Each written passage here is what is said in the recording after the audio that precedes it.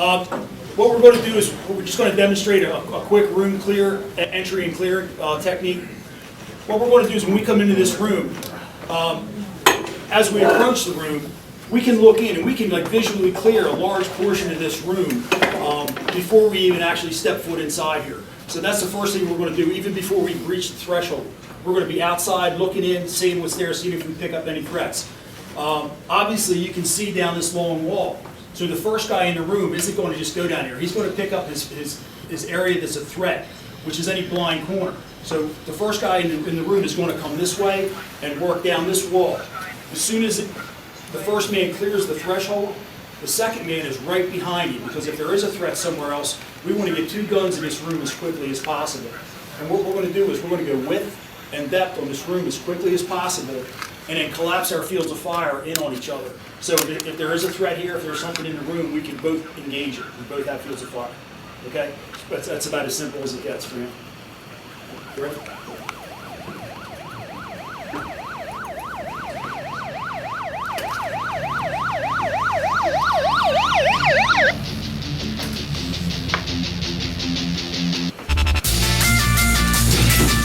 Man down, man down, man down. All right, clear, come to it. Moving.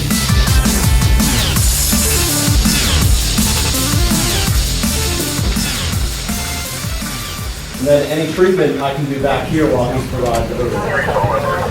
So it's designed to be fast. Doesn't have to be clean all the time, but it just has to be fast. And if there's any other position in the room where he can get cover, we can move in behind something hard, we can set up. If we needed to, we could go back out to the door and cover there. That way he knows he's secure here. If there's 2 doors, we might set up on both doors. But when we come in, what we want to do is clear that way, look width and depth as quickly as possible. But you can imagine, with all this gear on, trying to drag him by your drag strap, it's nearly impossible. Plus with a gun, you're just going to fall.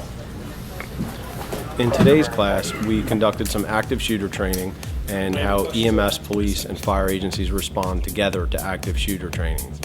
In the various after-action reports of the incidents throughout the country, we learned that EMS, police, and fire agencies don't always do the best job of communicating with each other. And when we waste time in communication failures, lives are at stake. We need to get in, contact the shooter, and when we eliminate the threat, we also need to have EMS and medical resources in there right then and there to provide urgent life-threatening care and solve the problems that have been created. Basically what we try to do is we try to teach people to communicate on the same level. We try to level the playing field. We try to evolve as a group together and bridge that training gap that has been created over years and years of law enforcement training and EMS training and fire training. We all know the basics, but we train and we communicate in a fragmented fashion. And today's class was about bridging that gap, evolving as a group, giving everyone a basic foundation to start gaining some tools to learn to overcome those boundaries and make the incident success ratio higher than it currently is.